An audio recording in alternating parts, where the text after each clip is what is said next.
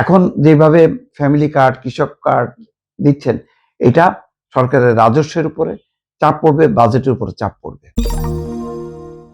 পাচার টাকা দেশে ফিরায় এনে সেই টাকা ফ্যামিলি কার্ডে দেওয়া হবে, যাতে সাধারণ মানুষ সেই টাকা ভোগ করতে পারে। কথাটা শুনতে ভালো লাগে, কিন্তু এটা কি এত সহজ?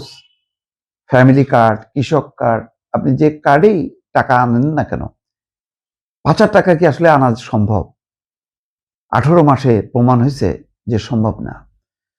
সরকারের অনেক প্রতিষ্ঠান বিদেশে গেছে এবং সরকারের উপদেষ্টারাও গেছেন, কিন্তু তারা বলেছেন যে এটা অত্যন্ত জটিল প্রক্রিয়া, এটা সম্ভব না। একবার টাকা যখন কি বাইরে চলে যায় এবং সেই টাকা সেই দেশের ব্যাংকে ঢুকে যায়, তখন সেটা সেই দেশের সম্পদে পরিণত হয়।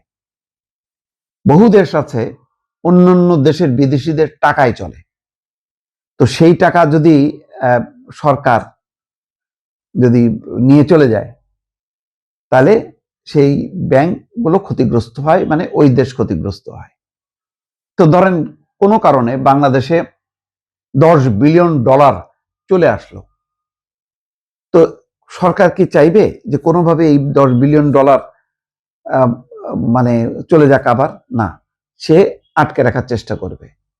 বিশ্বের অর্থনীতি কিন্তু এরকমই, এটা বাস্তবতা। সিঙ্গাপুর থেকে শুরু করে বহু দেশ, ওই সুইজারল্যান্ডের সুইস ব্যাংকে টাকার পাহাড় গড়ে, কিন্তু সে দেশের সরকার কি লাভবান হয় না?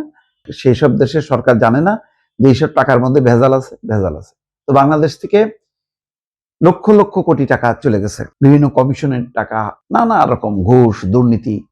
সেই টাকাগুলি দুবাইতে যে সেই দেশের সম্পদে পরিণত হয়েছে, সিঙ্গাপুরে যে সম্পদে পরিণত হয়েছে, আমেরিকা বলেন, অস্ট্রেলিয়া বলেন, সুইজারল্যান্ডে বলেন, যে দেশে গেছে সম্পদে পরিণত হয়েছে। সেই টাকা নিয়ে আসবেন আর সেই টাকা দেবেন গরিবদের মধ্যে। আপনি খুব যৎসামান্য, অত্যন্ত কঠিনভাবে যদি পরীক্ষা নিরীক্ষা করতে পারেন যে হ্যাঁ এই টাকাটা আমার টাকা ছিল, এটা ফেরত দাও, তাহলে হয়তো যৎসামান্য পাবেন, কিন্তু পাবেন না, কারণ ইউনূস সরকার নিজে চেষ্টা করছে।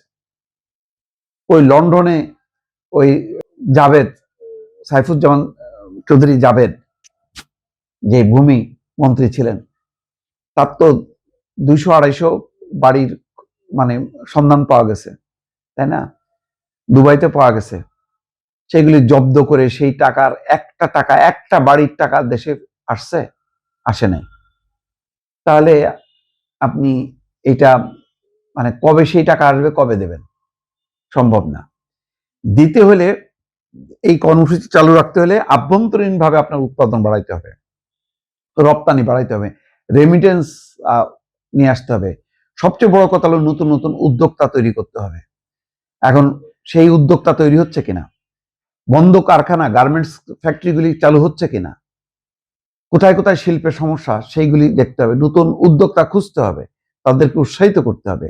সেখান থেকে যেই টাকাটা আসবে, গভর্নমেন্ট যে ট্যাক্স পাবে, ভ্যাট পাবে, সেই টাকাটা দিয়েই আসলে আপনাকে খরচ নির্বাহ করতে হবে।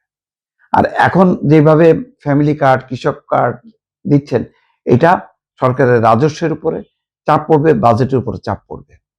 নতুন টাকা, অর্থাৎ উৎপাদিত টাকা নতুন উৎস থেকে এনে আপনাকে এই বাড়তি এই কর্মসূচিগুলি চালাতে হবে, নতুবা আপনার যে চলমান যে কর্মসূচি, মুক্তিযোদ্ধা ভাতা সহ বয়স্ক ভাতা, বিধবা ভাতা, এগুলি কিন্তু মুখ থুবড়ে পড়বে।